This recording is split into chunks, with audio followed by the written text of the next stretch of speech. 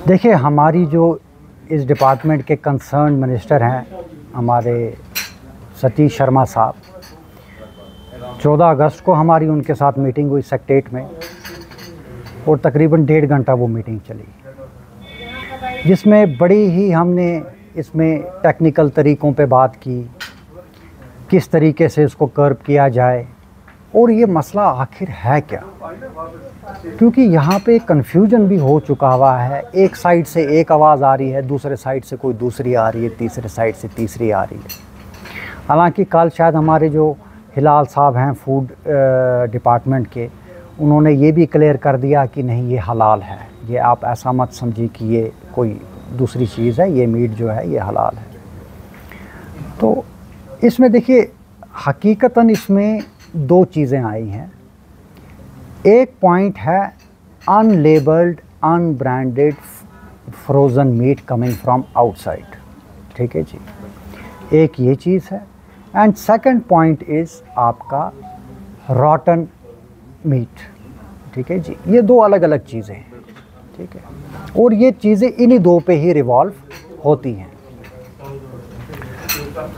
देखिए, food safety act एक है ऑल ओवर इंडिया में कि कोई भी चीज़ खाने की या पीने की जब वो एक पैकिंग में आ जाए तो उसकी एक तरीक़ेकार है, उसकी सेल का एक क्या तरीका है, उसमें ये लेबल होनी चाहिए और उस लेबल में कंपनी का नाम, उसका address, manufacturing date, expiry date, batch number, customer care number, email ID, FSSAI licence number, ingredients and किस टेम्परेचर पे इसको कूलिंग इस पे रखनी है, ठीक है जी। ये जितना भी ये जो अनलेबल्ड अनब्रांडेड फ्रोज़न मीट आ रहा था, ये जो सारी सप्लाई जो हो रही थी, ये जो 18 रुपये का रिश्ता, 26 रुपये का कबाब, ये जो बन रहा था, ये सारा वही unbranded unlabelled frozen meet items जो हैं, जो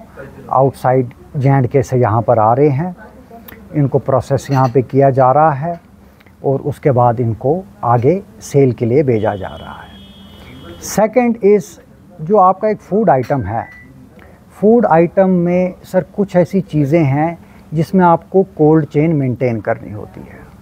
मैं इसमें आपको एक एग्ज़ाम्पल दूं, जैसे एक आइसक्रीम है, आइसक्रीम की फैक्ट्री एक कोल्ड टेम्परेचर में आइसक्रीम बनाती है, फिर उसी कोल्ड टेम्परेचर में ये रेफ्रिजरेशन ट्रक में डाल देती है, वो उसी टेम्परेचर में यहाँ पे डिस्ट्रीब्यूटर के पास लाता है, वो उसी टेम्परेचर में उसको रात को रखता है, अगले दिन वो आगे दुकानों को या वो जो उनकी कार्ट्स हैं उनको सप्लाई कर देता है, वो उसी टेम्परेचर में है।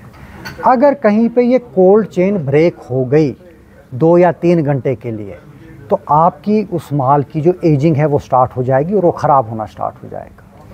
तो कुछ केसेस ऐसे भी हैं कि जहाँ पे कोल्ड चेन जो है वो कहीं पे ब्रेक हुई, ठीक है जी, और वो जो मीट है वो सड़ गया, ठीक है कि नहीं, वहाँ पे भी है।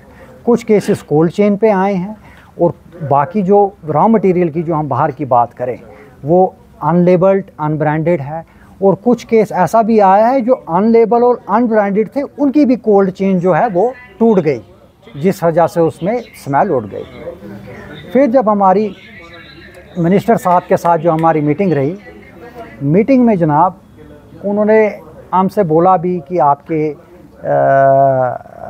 क्या हैं सजेशंस, क्या हैं, आपको क्या लगता है कि क्या तरीक़ेकार जो है इसमें अपनाया जाए। मैं कहा सर, इसमें वो कह रहे थे हम जी लैब सेट करेंगे, टेस्टिंग लैब्स होंगी, बाकी होंगी। मैं कहा सर देखिए, एक है लॉन्ग टर्म प्लान, एक है शॉर्ट टर्म प्लान।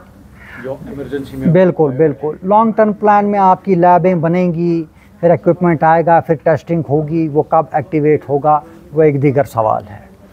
लेकिन आपको 2 चीज़ों को इमीडिएट तौर पे स्टार्ट कर देना है। मैं कहा पहली चीज़ ये है कि आप लखनपुर में एक तश्कील कर दें, एक कमेटी फूड डिपार्टमेंट की, कुछ अहलकार वहाँ पे खड़े कर दें, जो वहाँ पे हर रेफ्रिजरेटेड जो गाड़ी आ रही है उसको चेक करे कि उसके अंदर जो भी फ्रोज़न मीट या चिकन आ रहा है वो ब्रांडेड है, वो लेबल्ड है या नहीं है, ठीक है कि नहीं। अगर ये सप्लाई लखनपुर में रुक गई, ठीक है कि नहीं, तो सर आपको 90% आपका क्या काम हो गया, ठीक है जी, क्योंकि वहाँ से ये सप्लाई आएगी ही नहीं, ठीक है जी। ये जो गंदा मीट 160 रुपये केजी कहाँ से आ रहा है, ये किसका है, क्या है, मरा हुआ जानवर है, क्या है, वो अभी हमको पता नहीं है, उस पर हम कोई अपनी उससे बोल भी नहीं पाएंगे।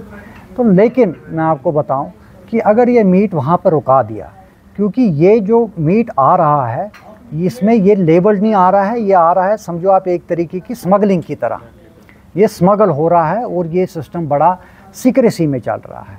जब ये अनलेबल्ड अनब्रांडेड लखनपुर में और काजीगुंड में जब इसकी चेकिंग हो, जब वहीं पे ये रुक जाएगा, तो जब हमारी इस तरीके की रॉ मटेरियल आएगी नहीं तो फिनिश प्रोडक्ट भी नहीं बनेगा, ठीक है कि नहीं। दूसरा सर हमने उनको बोला कि आप अवेयरनेस प्रोग्राम करें जिसमें जखारा भी है, हम भी आपका साथ देंगे।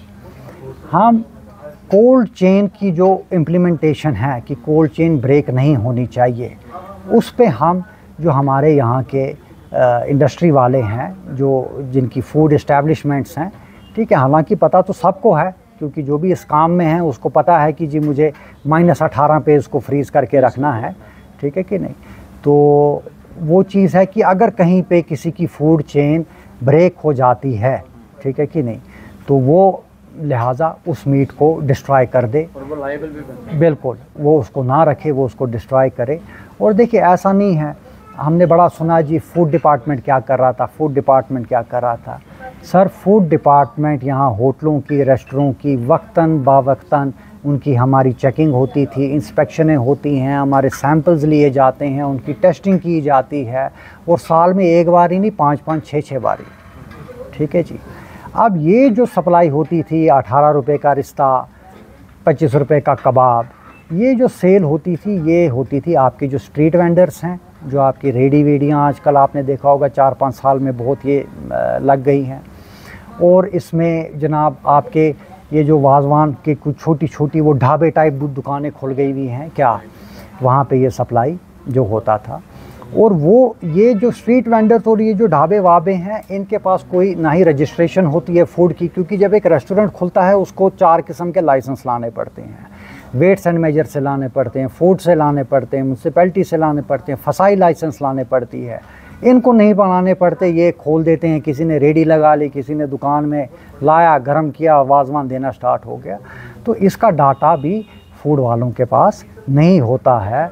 वो अपनी लॉग में जिन जिन का डाटा है क्या, उन्हीं की ही इंस्पेक्शंस चल रही होती हैं, उन होटलों के अंदर जो किचन्स हैं उनकी इंस्पेक्शंस चल रही होती हैं। तो शायद उन इंस्पेक्शंस में उनके दिमाग से शायद क्या ये चीज़ जो है बिल्कुल बिल्कुल लार्जली किया जाता था, तो ये चीज़ निकल गई। तो हमने उनको बोला कि ये जो हमारे ढाबे और ये जो स्ट्रीट वेंडर हैं और ये जो बाकी हैं जनाब, इनकी भी एक अलग डेटा आप इनका लें, ठीक है कि नहीं, क्योंकि इनको फसाई लाइसेंस और फूड मिल नहीं सकती, क्योंकि जिस तरीके की ये प्रैक्टिसेस हैं उसको तो फूड लाइसेंस मिलेगी नहीं।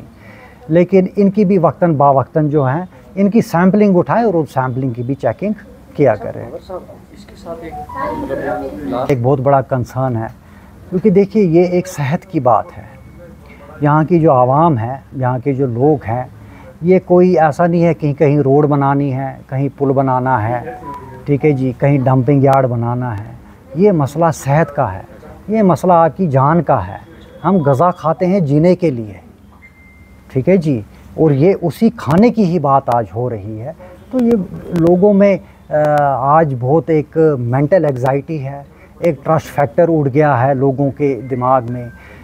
वो एक ही तराजू में ही सबको क्या तोल रहे हैं। और जो कि मैं कुछ हद तक बोलूँगा कि ये मुद्दा ही ऐसा है कि इस पे सब इस ऐसे कंसर्न में क्या आ जाते हैं।